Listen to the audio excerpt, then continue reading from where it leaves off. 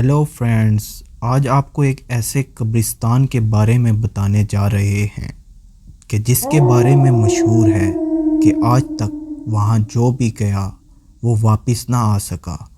یہ ایک عیسائیوں کا برسوں پرانا قبرستان ہے۔ یہ کہانی ہے سلیم نام کے لڑکے کی۔ آگے بڑھنے سے پہلے چینل کو ضرور سبسکرائب کر لیجئے۔ یہ بات ہے کئی سو سال پرانی بستی کی، جہاں ارد گرد گھنا جنگل تھا۔ جنگل کے قریب ہی ایک چھوٹی نہر تھی جس کے ساتھ عیسائیوں کا صدیوں پرانا قبرستان آباد تھا، جس کے بارے میں کئی کہاوتیں مشہور تھی کہ وہ بدروحوں کا مسکن ہے۔ کبھی کوئی بھولا بھٹکا مسافر گزرتا تو دوبارہ کسی کو نظر نہ آتا۔ لوگوں نے خوفزدہ ہو کر وہاں سے گزرنا تک چھوڑ دیا۔ کئی پرانے لوگ وہاں عجیب و غریب مخلوق دیکھ چکے تھے۔ ڈر اور خوف کی وجہ سے مغرب کے بعد وہاں گلیوں میں کبھی کوئی نظر نہ آتا۔ لوگ شام ہونے سے پہلے ہی اپنے گھروں میں دبک جاتے۔ سلیم جب سے شہر مزدوری پر لگا تو شہر کے رنگ میں ڈھلتا گیا۔ ان سب باتوں کو من گھڑت قصے کہنے لگا۔ نئے دوستوں، نئے ماحول نے اس پر کافی اثرات چھوڑے، اس لیے باپ کے بار بار منع کرنے کے باوجود وہ شام کے بعد گھر سے نکل کھڑا ہوا۔ سائیکل اپنی رفتار سے چلاتے گنگناتے لمبا راستہ لینے کے بجائے شارٹ کٹ راستے کی جانب سائیکل موڑ دی۔ وہ شہر کی طرف جا رہا تھا۔ قبرستان سے گزرتے ہوئے ہلکی سی نگاہ قبرستان پر ڈالی اور مسکرایا۔ حیرت ہے، یہاں سب سوئے پڑے ہیں، نہ جانے بستی والوں کو کیا ہو گیا ہے۔ یہاں باتیں سوچتا 1 گھنٹے کا سفر 25 منٹ میں طے کرتا شہر میں داخل ہو گیا، جہاں دوست پہلے سے ہی اس کے انتظار میں تھے۔ پہلا شو 9 بجے ختم ہو گیا تو دوسرا شو دیکھنے کے لیے باقیوں نے شور مچا دیا، تو سلیم نے بھی بحالت مجبوری دیکھنے کو تیار ہو گیا۔ حالانکہ اس کا ارادہ تھا کہ پہلا شو دیکھنے کے بعد وہ گھر کی طرف نکل پڑے گا۔ دوسرا شو رات 12 بجے ختم ہوا۔ اس کے بعد سب اپنے اپنے گھروں کی طرف نکلنے کے لیے تیار ہو گئے۔ سلیم کو دوستوں نے کہا بھی کہ تمہارے علاقے کے بارے میں کافی خوفناک واقعات مشہور ہیں، اس لیے آج رات یہیں رک جاؤ، مگر وہ ہنستا ہوا آگے سے کہنے لگا، ایسا کچھ ہوتا تو مجھے وہ بدروحیں یہاں تک آنے ہی نہ دیتی۔ یہ سب من گھڑت باتیں ہیں۔ اور اس نے سائیکل چلا دی۔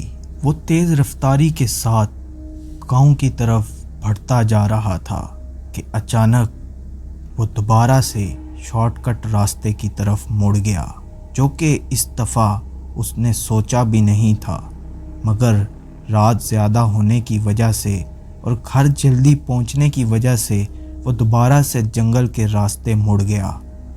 لیکن اس دفعہ اس کے دل میں ایک خوف سا سرایت کرتا جا رہا تھا۔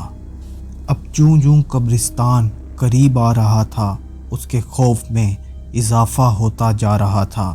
ان جنگلات میں کافی حادثات ہو چکے تھے، آئے روز کچھ نہ کچھ سنتا ہی رہتا۔ سبھی یہی کہتے کہ قبرستان کی بدروحیں مسافروں کو نقصان دیتی ہیں، مگر ہر بار کہانی کو سنتے بات کو ہنسی میں اڑا دیتا۔ مگر اب رات کی سیاہی میں عیسائیوں کا قبرستان نہایت ڈراؤنا لگ رہا تھا۔ بستی کے لوگوں کے مطابق بدروحیں میرے سامنے آ گئی تو خوف اور دہشت سے اس کا دل تیزی سے دھڑکا۔ اپنے خدشات کو دل میں دبائے پیڈل پہ زور سے پاؤں مارنے لگا۔ اچانک سے اسے لگا کہ وہ اکیلا نہیں ہے، کوئی اور بھی ہے اس کے ساتھ جو چل رہا ہے، کوئی اندیکھا وجود۔ اس کے رونگٹے کھڑے ہو گئے۔ پہلے تو کبھی ایسا نہیں ہوا تھا، مگر اب کیوں؟ دھڑکتے دل کے ساتھ وہ تیزی سے قبرستان کے گیٹ سے گزرنا چاہتا تھا کہ ایک عورت کی آواز سن کر اس نے سائیکل کو بریک لگا دی۔ وہ 30-35 سال کی خاتون تھی جو قبرستان کے دروازے پر کھڑی اسے دیکھ رہی تھی۔ چاند کی روشنی میں اس کی رنگت نمایاں تھی، گہری نیلی نشیلی آنکھیں اس پر مرکوز تھی۔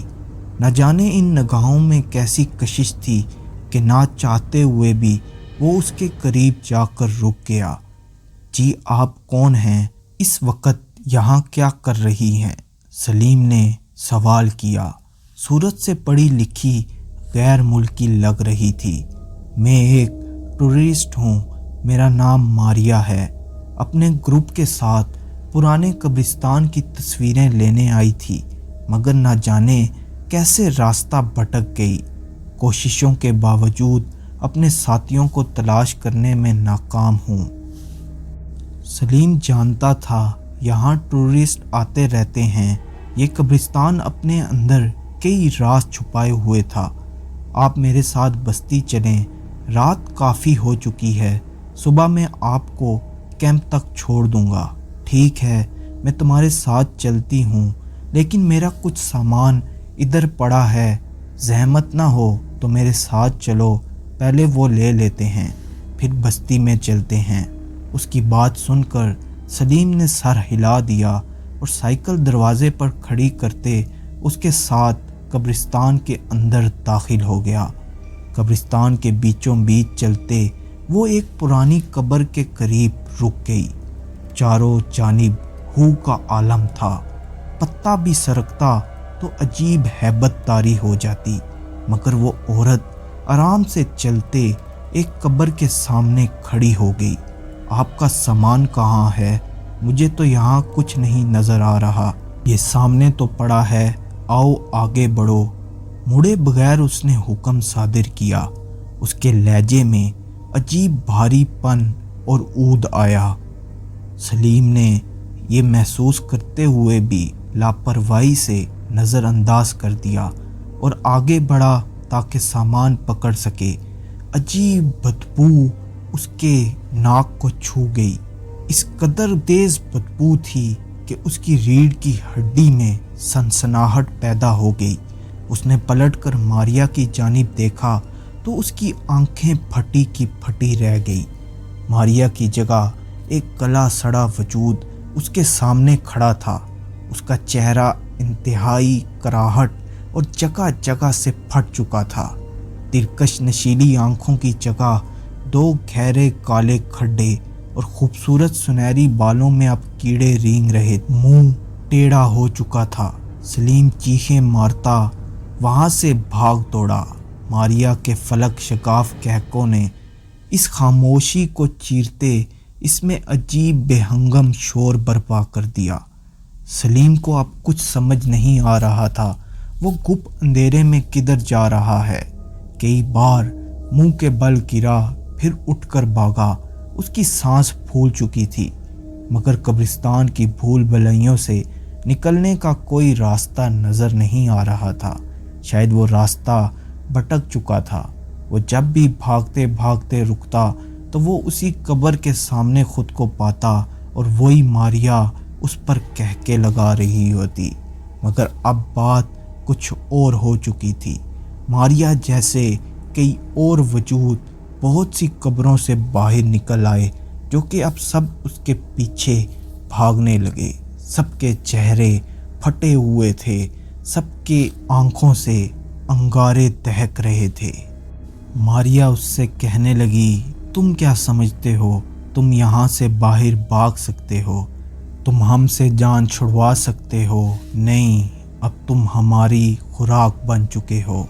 نہیں، مجھے گھر جانا ہے، میرے اماں ابا انتظار کر رہے ہیں۔ آنکھیں پھاڑے اس کے ہونٹوں میں جنبش ہوئی۔ دہشت کے باوجود وہ بے اقراری سے اٹھا اور بھاگنے لگا۔ بھاگتے بھاگتے اسے قبرستان کا گیٹ نظر آیا۔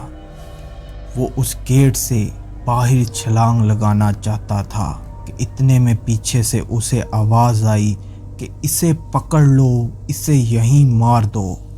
اس آواز کے بعد اس نے باہر چھلانگ لگا دی اور یہ آوازیں آہستہ آہستہ کم ہوتی گئی۔ وہ گھر کی طرف بھاگتا ہوا پہنچا۔ اس کے قدم اب بھی عجیب ہیبت ناک آواز پیدا کر رہے تھے۔ اتنے میں وہ اپنے گھر میں آ چکا اور گھر میں کسی کو اٹھائے بغیر وہ اپنے بستر میں جا کر لیٹ گیا۔ اس نے سوچا کہ ابھی تو سب سوئے ہیں، صبح اٹھیں گے تو میں ان سب سے معافی بھی مانگ لوں گا اور رات والی بات بھی بتا دوں گا۔ وہ یہ سب بھی سوچ رہا تھا کہ شاید مجھے کسی معجزے نے بچا لیا، میں کس دنیا سے باہر آیا ہوں۔ یہ سوچتے سوچتے اس کی آنکھ لگ گئی کہ اچانک کچھ ہی دیر بعد اس کی آنکھ کھلی کسی شور سے۔ باہر لوگوں کے بولنے کی آواز تھی۔ کوئی کہہ رہا تھا کہ سب اکٹھے ہو کر جنگل کی طرف چلو۔ وہ بدک کر اٹھا کہ اس وقت سب جنگل کی طرف کیوں جا رہے ہیں۔ اس نے گھر والوں کو ڈھونڈا تو گھر میں بھی کوئی نہیں تھا جو اس کو جواب دے سکے کہ ان کے پیچھے پہنچ کر ان کو بتاؤں کہ یہاں پہ جانا سیف نہیں ہے، وہاں مت جائیں، مگر کچھ سوچ کر چپ کر گیا۔ رات دیر سے گھر آیا تھا، کہیں ابا سب کے سامنے بے عزتی نہ کر دیں۔ وہ ان کے پیچھے چلنے لگا۔ 15 منٹ تک وہ قبرستان کے قریب پہنچ چکے تھے کہ ایک دلخراش چیخ نے اسے دہلا دیا۔ وہ چیخ اس کے باپ کی تھی۔ وہ رش کو چیرتے ہوئے آگے کی جانب بڑھا تو کیا دیکھتا ہے، اس کا باپ زمین پر بیٹھا، اس کے وجود کو بازوؤں میں بھرے چیخ رہا تھا۔ تمام مجمع غم و خوف میں ڈوبا ہوا تھا۔ سلیم جلدی سے آگے بڑھا کہ ابا کو بتا سکے کہ وہ رات کو واپس آ گیا تھا۔ سامنے پڑے وجود کو دیکھتے ہی اس پہ جیسے سکتہ طاری ہو گیا۔ وہ اس کا وجود تھا جس کی ایک ٹانگ باہر اور ایک قبرستان کے گیٹ کے اندر تھی۔ اسے یکدم یاد آیا کہ جب وہ گیٹ پار کرنے لگا تھا تو کسی نے چیخ کر کہا تھا کہ اس کو یہیں ختم کر دو، اور ایک چھری جیسا ہاتھ اس کی کمر پر پڑا تھا۔ اس کا آدھا دھڑ باہر تھا اور آدھا اندر۔ وہ سمجھ چکا تھا کہ وہ مر چکا ہے، اس کی روح اس قبرستان کے اندر ہی رہ چکی تھی۔ ہارر سٹوریز سننے کے لیے ہماری ہارر پلے لسٹ کو اب بھی وزٹ کریں۔